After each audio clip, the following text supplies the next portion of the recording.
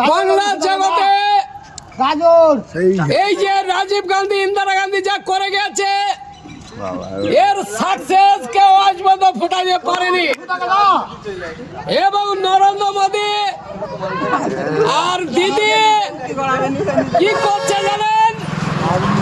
এই জগতের তিনটা খেলা যুগে আছে। আজ হুমায়ুন কবির সে একটা বাবরি মসজিদ করতে নেমেছে। আজ মুসলিমদের এই জিনিসটা যদি বাধা দেয় রক্ত জলালয় নদীর তলবার হয়ে যাবে। তোকে আমি বাবরি মসজিদ করতে দেব, কেন বাবরির নাম দিতে দেব না। কেন? বাবরি যে 700 বছর রাজ্য করে গেছে সে কি ভুল করে গেছে? কখনোই না। সেটাই ইতিহাসের খাতায় নাম আছে, সেইটাই থাকবে।